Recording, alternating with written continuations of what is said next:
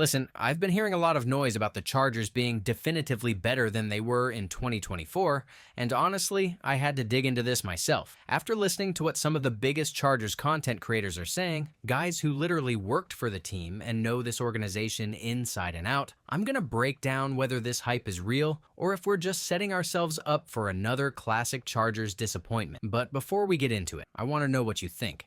Drop a comment and tell me, what's the one move the Chargers made this offseason that you think will have the biggest impact? Because I guarantee your answer might surprise you by the end of this video. What's up, Chargers fans? Welcome to the NFL Playbook Chargers. If you're new here, don't forget to hit that subscribe button. This channel is all about breaking down everything you need to know about the Bolts. Now, let's talk about what actually happened this offseason.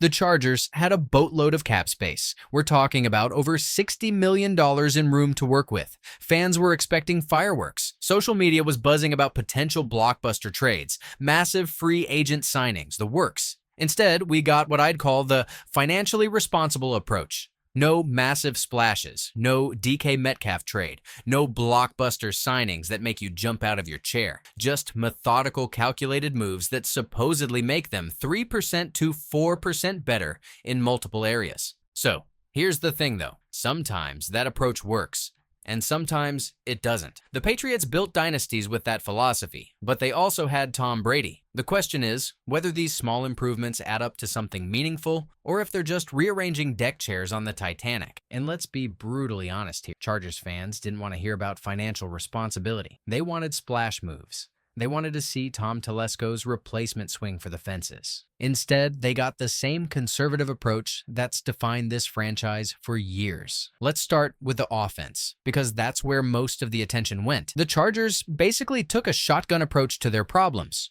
Remember that disaster against the Texans in the playoffs? I keep bringing this up because it perfectly encapsulates everything wrong with this offense. Ladd McConkey had 9 catches for 97 yards and 2 touchdowns. And then literally everyone else combined for 2 catches and 18 yards. Think about that for a second. In the biggest game of the season, with everything on the line, the Chargers had exactly 1 receiver who could get open and catch the ball. 1. That's not a game plan issue. That's a talent issue. So what did they do? They threw bodies at the problem. Mike Williams is back, which is interesting considering how that relationship ended. Remember the cryptic social media posts, the trade rumors, the awkward exit? Now he's back like nothing happened. They drafted Trey Harris in the 2nd round. The X-receiver position that gave them basically nothing last season now has multiple options. But here's where I get a little skeptical, and this is important. Just having more bodies doesn't automatically make you better. Chemistry matters.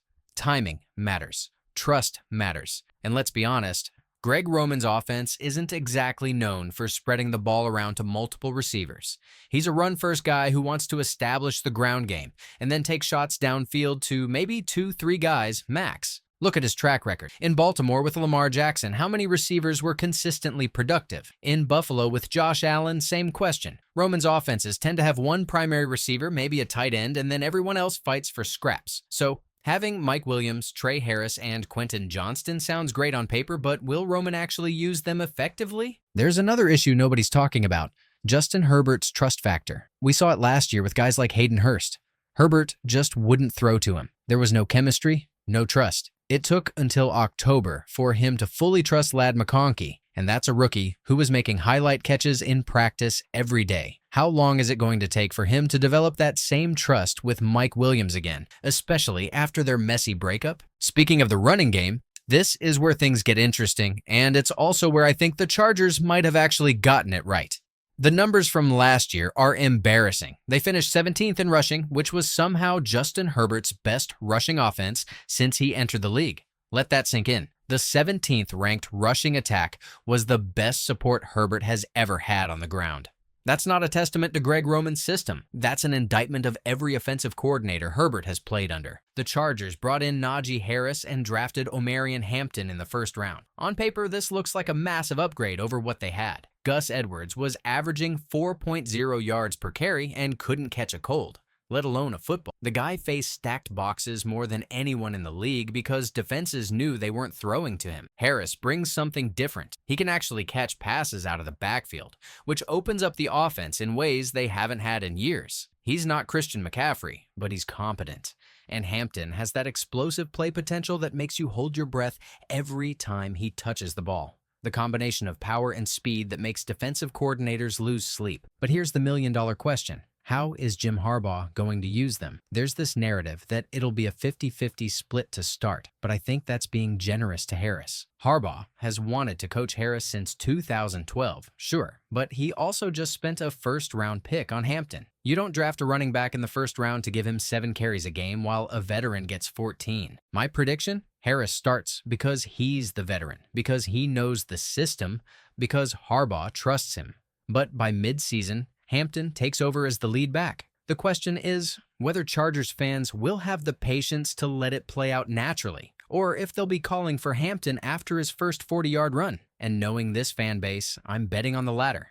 There's also this interesting dynamic with the offensive line and how it affects the running game. Last year, they basically couldn't run to the right side of the field. They were actively avoiding running behind Trey Pipkins because they didn't trust him. Now they have Joe Alt, who supposedly added significant mass and looks like a completely different player. If that's true, it opens up the entire field for the running game. But that's a big if. We've heard the player X looks completely different story before, and it doesn't always translate to game performance. Okay, now let's talk about the elephant in the room, the interior offensive line.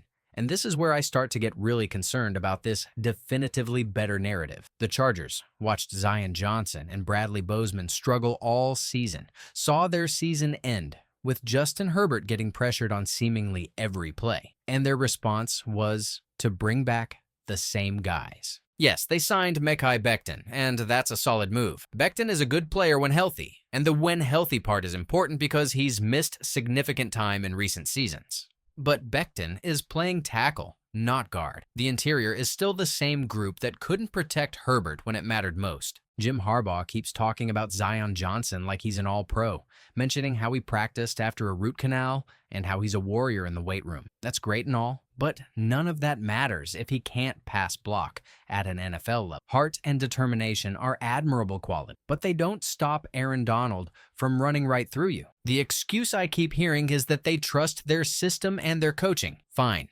but show me the evidence. Are we supposed to believe that year 2 in the system is going to fix fundamental technique issues that have plagued Johnson since he was drafted? Here's what really bugs me about this approach. They're banking on internal improvement rather than bringing in competition. When you're confident in your players, you bring in competition because you know they'll win the job. When you're hoping your players improve, you avoid competition because you're not sure they can handle it. The Chargers had opportunities to address this. There were guards available in free agency. Maybe not superstars, but competent players who could have pushed Johnson and Bozeman. Instead, they signed Andre James, who's a center, and basically said, "We're good with what we have." That's either supreme confidence or complete delusion, and I'm not sure which one it is. And one more thing nobody seems to be discussing: the psychological impact of last season's ending. That playoff loss wasn't just a bad game.